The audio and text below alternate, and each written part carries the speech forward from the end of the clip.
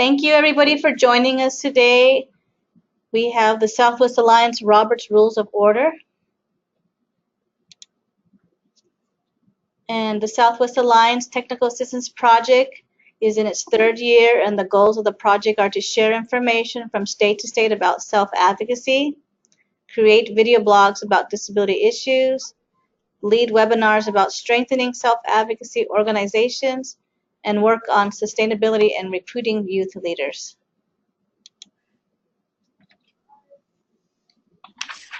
I'm Brooke Hofeld. I'm the grant coordinator with Texas Advocates. I run a lot of our programming and do a lot of self-advocate outreach. I'm currently working on the community organizing grant through the Texas Council for Developmental Disabilities.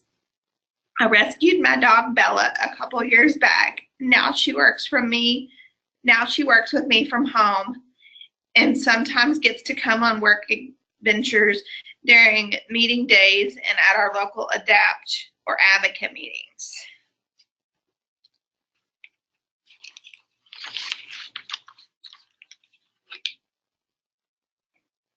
My name is Anessa, and I'm the Executive Director for Texas Advocates. I've been working for about a year with Texas Advocates now. Before that, I worked with Drive a Senior and Any Baby Can in the area. Originally, I'm from the Northeast, but I've lived in Texas for about 4 years now. There's a picture of me on the left, and then my son Brandon and my husband Marty on the right, with our adopted dog Forrest in the middle. Texas Advocates is a statewide. Texas Advocates is a statewide 501c3 nonprofit run by and for adults with intellectual and developmental disabilities. We are recognized as a leader in self-advocacy in Texas. Our advocates fight to stop unfair treatment and advocate for more and better services and supports for people with disabilities to be included in their communities.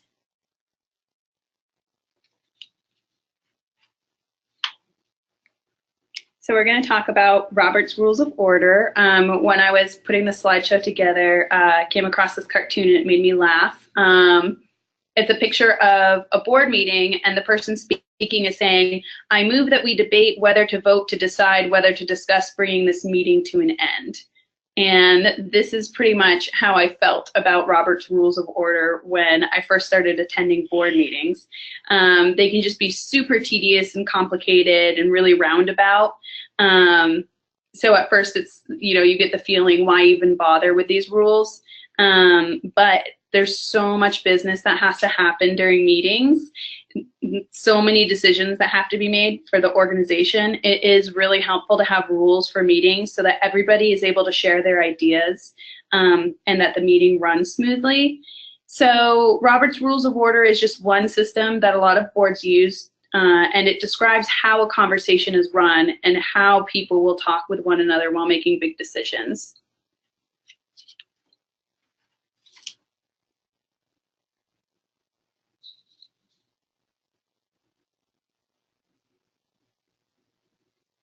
So I think Teresa was going to read off the poll, right?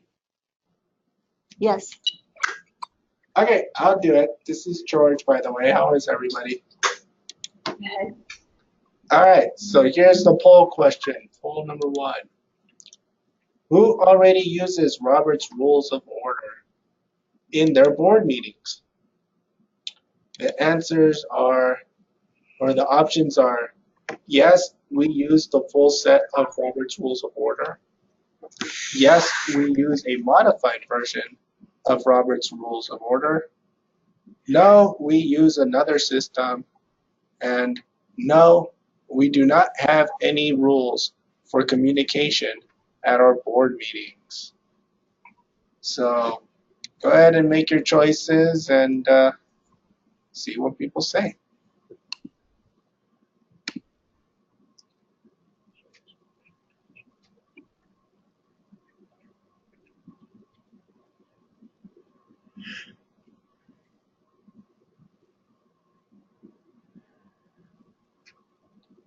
"20 seconds, make your choices."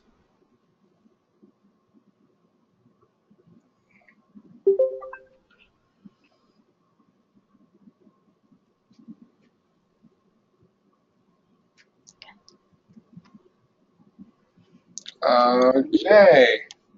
So we are going to close this now. And what we came up with was that 20% of you said that yes, you use the complete full set of Robert's Rules of Orders. 60% of you said yes, that you use a modified version of the Robert's Rules of Orders. 20% of you said you use another system, and that's about it. All right, well, thank you guys for participating.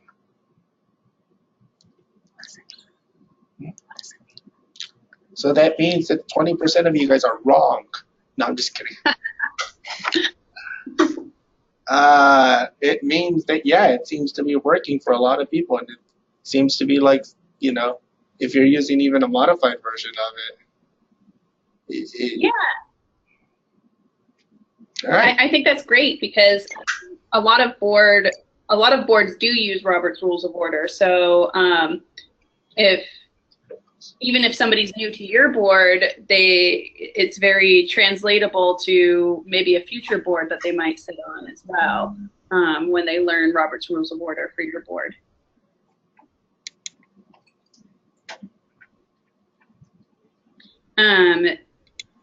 So now we're going to go over some pros and cons about Robert's Rules of Order. So the first one is that it's a good system to use because it's very translatable to other future boards you might sit on or your board members might sit on. It also helps keep the board moving by breaking down the information in a constructive way, and it keeps refocusing the conversation towards specific actions. One person will speak at a time. It gives members the language to respectfully call someone out if he or she is not being fair or has said something out of line, which I think is really important, especially for people who don't like conflict, to have that language to call someone out that everybody agrees upon. It also gives a chance for each person to be heard. It helps the group hear all sides of the discussion before making a decision. It's really adjustable to your group's needs, as long as you all agree on the rules. And it keeps the meeting focused on one thing at a time. Some of the negatives about Robert's Rules of Order is that it can be really confusing if the members don't know the rules. If a member doesn't know the rules, that member might have a tough time speaking up at the meeting. So if you're using Robert's Rules of Order, it's really important that your board members are really educated on what those rules are and how they can participate. And of course, the full Robert's Rules of Order can get pretty complicated. So that's why our board doesn't go by the full set of rules. We actually have a modified version that we go with. So we have some key terms that we use, and they are Board of Directors, President or Chairperson, Minutes, Announcements, Old Business, New Business, and Quorum. So we're going to go through each of those. The first is our Board of Directors, and the picture up here is actually of our Board of Directors right after they were sworn in at our annual conference last month. We have about 18 board members from our 18 chapters. So this is a group of people who make decisions about what an organization does and how the organization is managed. They write the policies and put best practice procedures in place. Like I said, our board has 18 chapters throughout Texas, and each of our board members is an elected chapter representative from each of our chapters. All of our board members have an intellectual or developmental disability. So we use a loosely structured Robert's Rules of Order to help support our board members to fully participate in running their organization.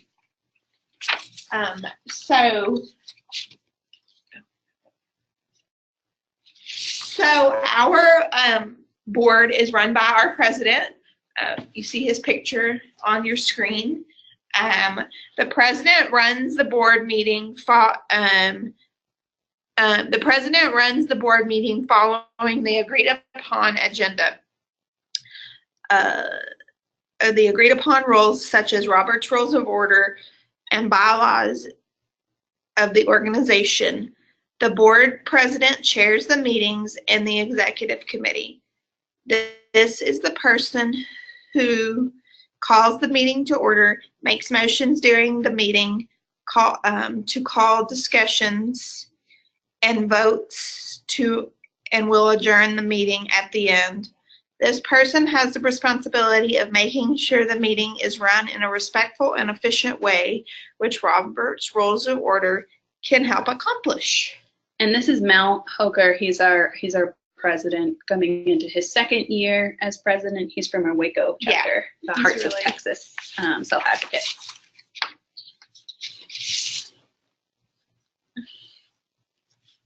So then we have minutes. Usually a board secretary will record the meeting through notes. I actually record the meeting as we go along, or you could have a support person helping your secretary if they choose to get help with that. And then I have the secretary approve them, look them over. After the meeting, these notes are called minutes. Minutes are usually looked over and approved or edited for approval at the next board meeting. A lot of board meetings will actually open up with the approval of minutes. So you just see like a screenshot of some minutes from an executive meeting that we had. It recorded everybody who was in attendance, the board members, their support staff or advisors, the staff of the organization, about when we started, and all the topics we discussed. It would also record in any votes that we would have done, any decisions that we would come up with.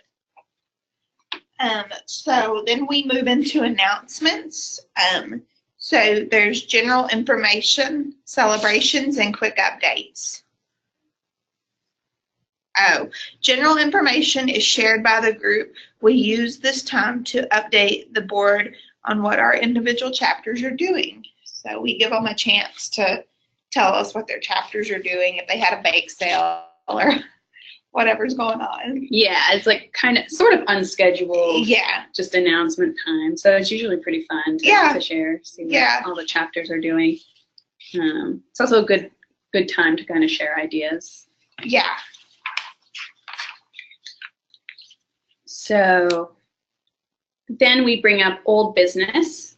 This is previously discussed but unresolved business. For us, that has been our bylaws pretty much every meeting. Just because we have additional changes, and then we, following our bylaws, we need to send out our bylaws 6 weeks ahead of time before we vote on changes. So it's been kind of an ongoing process because we want to make sure we are updating it according to our bylaws. So that's been ongoing. But it really could be anything that maybe it's a discussion that you tabled from a previous meeting because you needed more information. Things of that nature.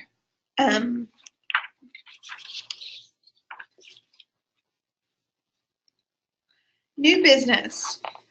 New ideas and issues that need to be discussed by the board. Some quick examples would be upcoming new events or maybe obstacles that popped up since the last board meeting. Mm-hmm. And that's actually our board. You can see Brooke is in the back left. And then was that when Kendra was president? No, that's when Consuelo was president. Oh, really? Consuelo. Okay. Yeah, that's an old I think this is the Arc of Texas's board. No, that's our board meeting. No, but that's the boardroom. Yeah. Okay. Sorry, off topic. Whoa. Okay, and then we're going to talk about a quorum. A quorum is the number of board members needed to be present in order to hold a vote. So we have an image here, and imagine that each chair represents a person on an 8-person board. The green chairs are actually filled with board members in attendance, and each of the gray chairs are empty. There are more than 50% of the board present, so that would usually be an adequate number to hold a vote. Your quorum should be a specific number of people needed, and it should be designated in your bylaws. For us, Texas Advocates bylaws state that to reach quorum, we need 51% of our board members to be present. So our meetings need to have at least 10 of our board members present from our 18 active chapters.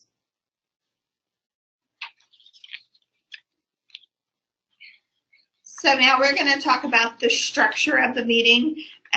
It's the agenda, making a motion, amending a motion, seconding a motion, discussion, and a vote.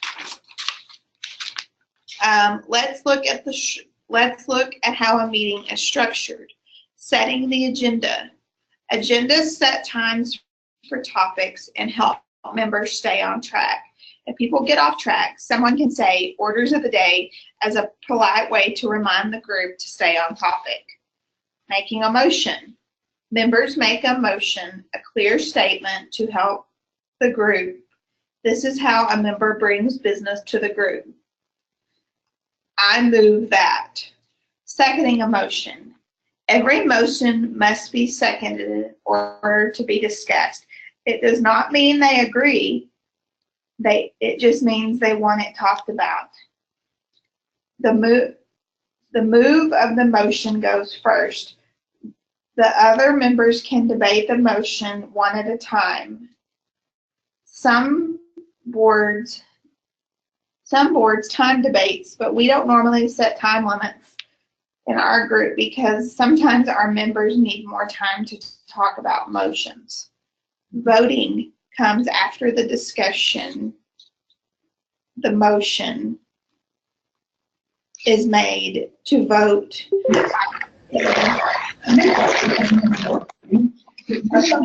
Favor or against.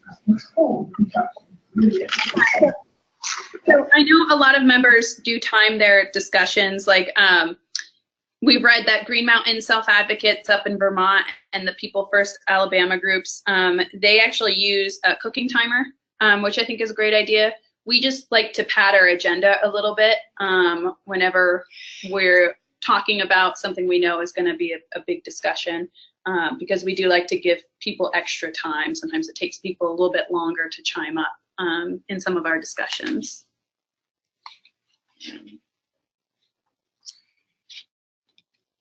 So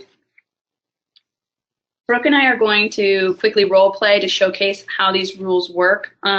Some of the language we're going to use is I make a motion, I second the motion, any comments, I call for a vote, and I move that we table this issue.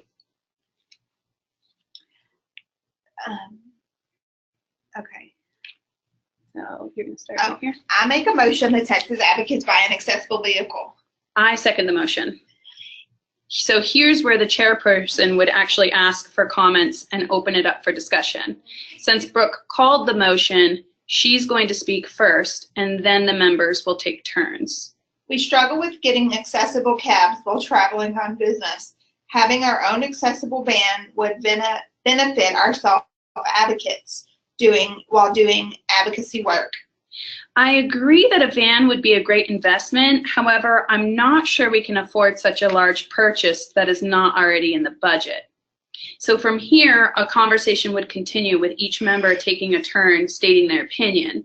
In this situation, it might make sense to table the discussion for a later discussion after finances have been looked at. In order to do that, a member would say, I make a motion to table the topic of buying an accessible vehicle until the treasurer can see how it'll affect our budget. The chairperson would then call for a vote by saying, all those in favor of tabling the discussion and all those opposed to tabling the discussion. And the majority would win the vote. The last couple of slides really showed a very basic layout of Robert's Rules of Order. There can be amendments to the amendments and other confusing rules, but our board goes by a simplistic, bare bones Robert's Rules of Order. We don't time discussions like some boards do. following the full set of rules, but we do follow the set agenda as best as we can. Other parts of Robert's Rules of Order we find important are sticking to the topic at hand, only one person speaking at a time, president calls the meeting to order and adjourns the meeting, everyone gets a turn to talk. Another way some of our chapters have modified Robert's Rules of Order is to write the basic terms into a rough script for the meeting. I also help advise our local chapter here in Austin called Austin Advocates. Before the meeting, I get together with the president and help write out the agenda, which includes language for calling the meeting to order and bringing up agenda items. Of course, the script will change with the meeting, but we'll come back to the agenda after each discussion.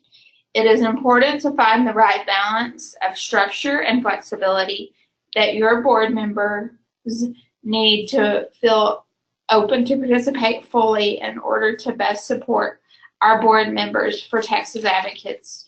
We use a loosely followed version of Robert's Rules of Order.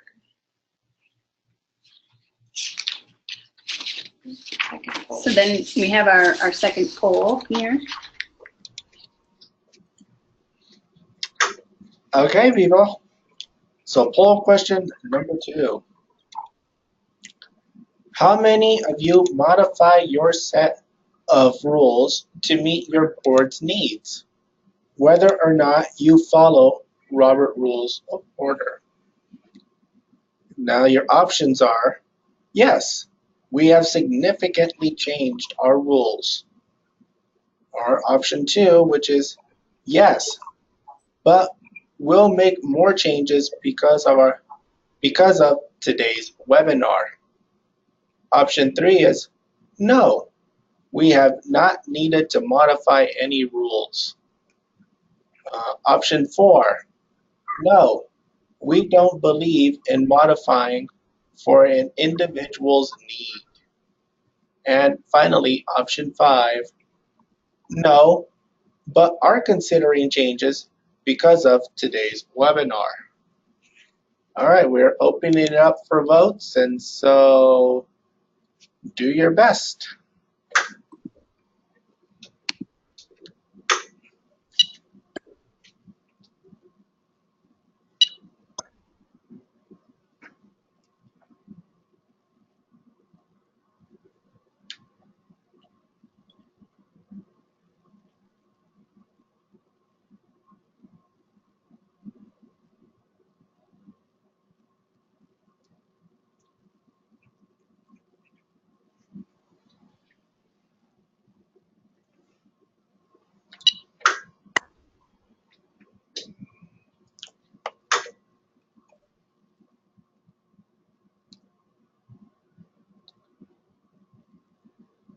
All right, people, come on, we need more votes.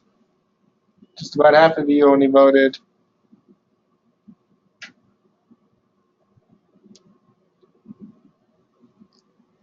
All right, well, we'll close it up then. All right, so we have here the results being 60% of you said, yes, we have significantly changed our rules. 20% of you said, yes, but we'll make more changes because of today's webinar. You see, you're learning something. And 20 of you said, no, but are considering changes because of today's webinar. See, so it looks like, you know, this webinar has been helpful. That's great. So for us, having a diverse board is the greatest asset that our organization can have, but that also means all voices and communication styles need to be respected. So it's really great that a lot of you have already modified your rules for individuals' needs or are thinking about making some additional changes. Having a system of rules in place that focuses on inclusive participation and respect is really important. but being open to change and being flexible is the only way that we can be truly inclusive of our individual board members' needs. We wanted to leave you with a few tips for your next board meeting, whether you're a member, a staff, or an officer. So the first tip is you should be encouraging respect. The chairperson can play a role in enforcing this by politely calling people out if they talk over another person or they talk in a disrespectful manner. And again, with giving people the language, some groups like Green Mountain Self-Advocates up in Vermont have a specific phrase they use. Their phrase is respect the meeting, which serves as a reminder to follow the rules. Sometimes just giving somebody the language that the whole group has agreed upon can make it a little bit easier for them to speak out when they feel like they or somebody else has been disrespected or somebody's not following the rules.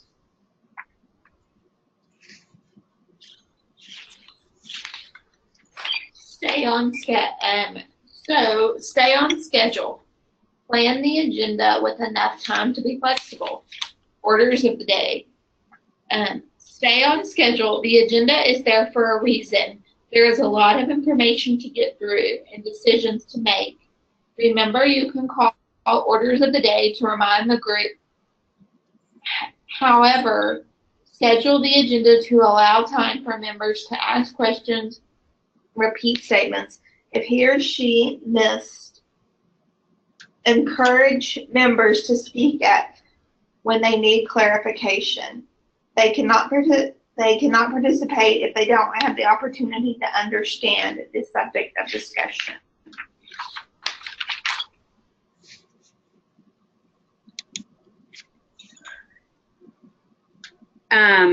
Not interrupting is really important, and the only way you're going to see these rules being successfully implemented and people respecting each other is if you as the staff or the officer or other board members actually set the example of respectful conversation. The last thing you want to do is make people feel like they can't speak up. Because that's really the opposite of why you have a board. You want people to feel comfortable to speak up and to feel like they're being respected when they're talking. So not interrupting is really important. Listen to others. The point of a diverse board isn't for everyone to think the same way or agree on every subject. Listen to what others are saying. This is why we encourage diversity on your board to have a broad range of opinions and perspectives. This picture is taken in Chris's apartment. Chris is at the forefront and then Bill's in the back. He always lets us crash in his apartment whenever we don't have a meeting space. Yeah. Yeah, Chris is a great friend. Yeah. We have football parties there too. Yeah. A good spot.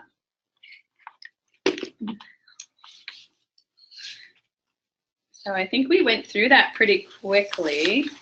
I guess we can open it up to questions, answers. Maybe people can share what rules they've adapted, or if you don't go by Robert's rules, what your board goes with in terms of rules and what works best.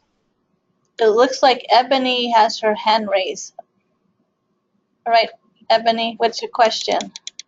Hi, everyone. Thank you for today's webinar. First of all, my first question is for the minutes. Would you guys say that all of the members would be expected to read the minutes before the meeting, or how do you guys do that with in your advocacy group and in Texas? Handle what are the group expected to read the minutes before the meeting, or does someone provide a quick summary? Can you guys kind of go over what it is that you do? I happen to be the secretary of my self-advocacy group. Yeah, so what we do is during the meeting, I take the minutes as I'm going through as we're going through the agenda as a group. And then before the next board meeting, I'll actually have a telephone call with the secretary and go over the minutes, because we're statewide. So our new secretary, where is she? Oh, Cheryl Branch. Cheryl. So she's yeah, in College Brazos Station. Valley, yeah, College Station. Okay, and so we talk about it over the phone, and she gives me any notes that she thinks were different or if there's any problems. And then we'll go over it at the beginning of our board meeting. So we don't usually send out a big board packet. We'll send out a basic, this is what we're talking about in the agenda.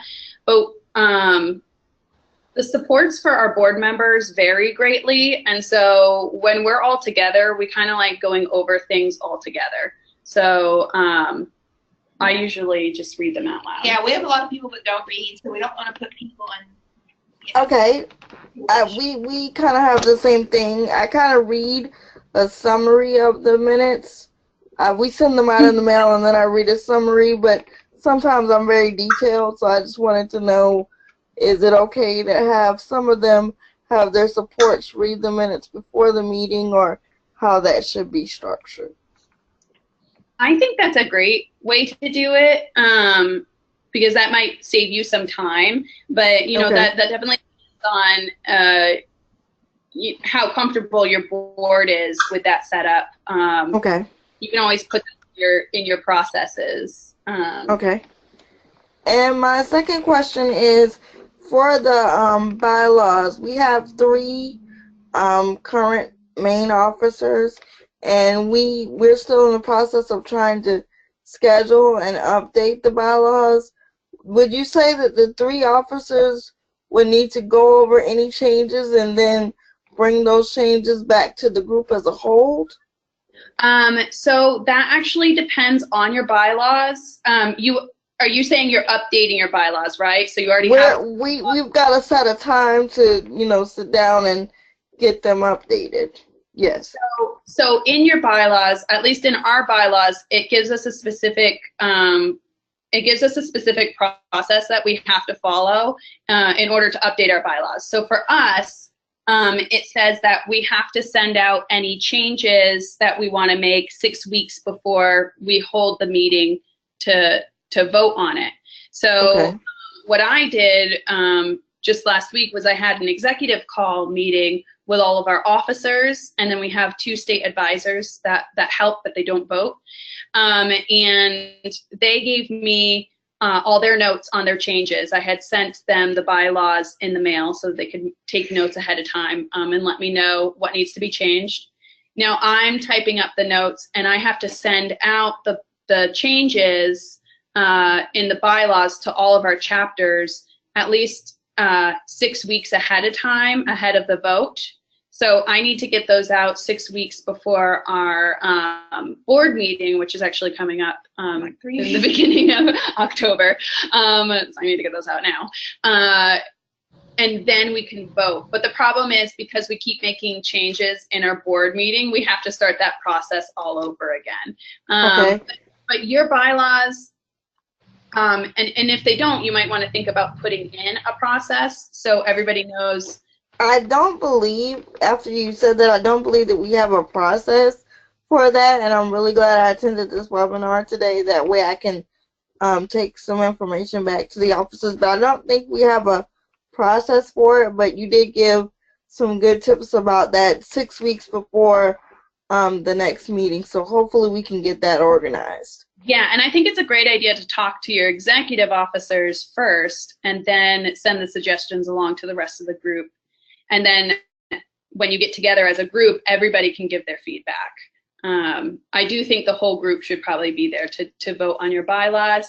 And again, that might be something you want to add into your bylaws if you don't already have those in there, is how you change your bylaws so that in the future you know.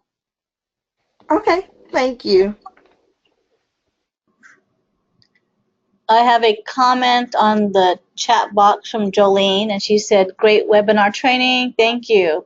Our People First of Arizona group handles our meetings similar to the way that was presented in this webinar, with some modifications based on our members' needs. Thanks you for presenting and for giving examples of how your team uses the Robert Rules of Order. Thank you, Jolene. Nat has a question. Nat has her hand raised. Hi. I wanted to say that, we use Robert's Rules of Order for New Mexico Allies for Advocacy, which is the group that's really doing the sustainability plan and has been doing this whole project. And this was very helpful because what we're going to do is take the archive version and use it in future trainings, because we started something in cooperation with the Center for Self-Advocacy at the Developmental Disabilities Planning Council in Albuquerque, New Mexico, called the Leadership Academy, which is training people to become leaders and better self-advocates and be able to move in the direction that the folks that were picked to do this project have been able to move and go into policy making and just making it a better place. So Robert's Rules of Order, so valuable. And as they move into leadership positions, they'll have this as a skill. So thank you. We will use it in the Leadership Academy. And we've done in our second Leadership Academy class. Thank you. That's fantastic. Thank you so much.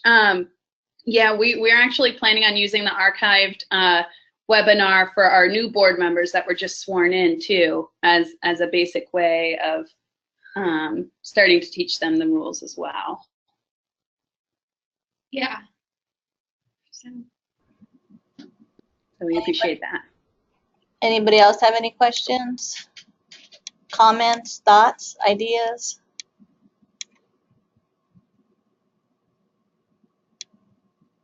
I'm kind of curious about the groups that don't use Robert's Rules of Orders. If there's like another system you use, and if you prefer it to Robert's, if you prefer it to Robert's Rules of Orders.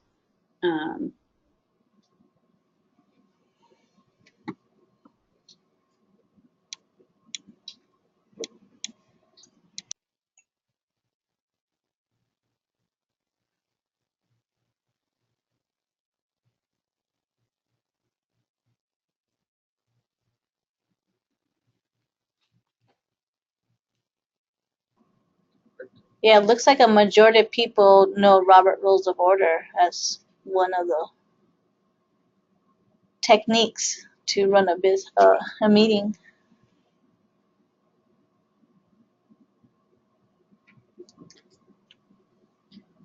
All right.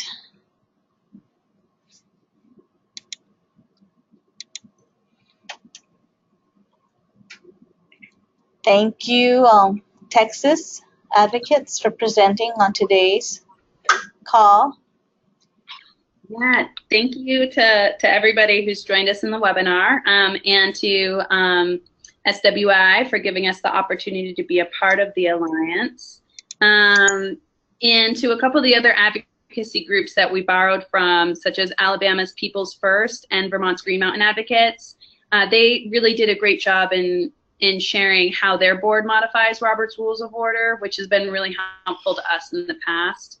Like I know Green Mountain Advocates has a great, I think an officer's manual on their website, which is really fantastic.